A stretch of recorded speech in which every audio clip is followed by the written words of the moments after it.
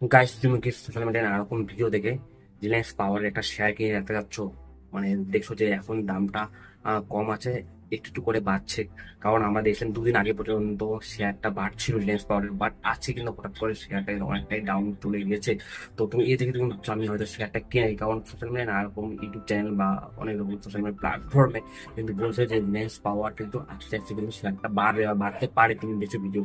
তো আমি তোমাদেরকে এখনই বেশি উত্তেজিত হয়ে তোমার একসাথে অনেকগুলো শেয়ার কেনার দরকার নেই। কারণ আছি আমরা যারা আছি নানা রকম ভিডিও থেকে মানে বেশি এনার্জি করে অনেক রকম শেয়ার কিনে ফেলি।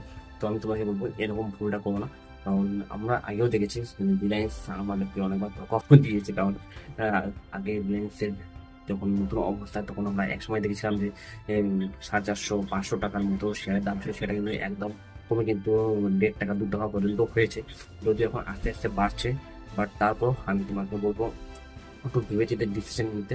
কয়েকদিন হোল্ড কর, কয়েকদিন দেখো, মার্কেটটা বুঝে অ্যানালাইজ করো, তারপর আমার রিলায়েন্সের পাওয়ার শেয়ারটা নাও। তো একসাথে আমার মানে অনেকজন শেয়ার নিয়ে নিলাম, যখন দাম কম আছে এবং মার্কেটে বারবারও নিউজ শোনা যাচ্ছে যে শেয়ারটা আস্তে আস্তে বাড়তে পারে। এই ভেবে যে অনেকগুলো শেয়ার নিয়ে রাখবে, এটা কিন্তু একটু এই ভুলটা করো না। তো আমি তোমাকে দেখাবো, আমি কয়েকটা শেয়ার নিয়ে রেখেছি, দেখাবো কালকে একটা ভিডিওতে। বাট ওটাই এখন আমাদের তো নেগেটিভে চলছে জাস্ট, তোমার ভাবতে পারো এই কয়েকটা চাকরির ওখানে যদি অনেকগুলো শেয়ার নিয়ে রাখতাম, ওই নেগেটিভ আমার অনেকটাই লস হয়ে যেত। তো রিস্ক নিও না এখনই, এখনই একবার অনেকগুলো শেয়ার করার দরকার নেই। আর দুই একটা কয়েকটা নিয়ে দেখতে পারো, না হলে কয়েকদিন হোল্ড করে দেখতে পারো, কয়েকদিন দেখো মার্কেটটা কোন দিকে যাচ্ছে আর কি পাওয়ারের শেয়ারটা, তারপর ডিসাইড করো কত নিবি না নিবে।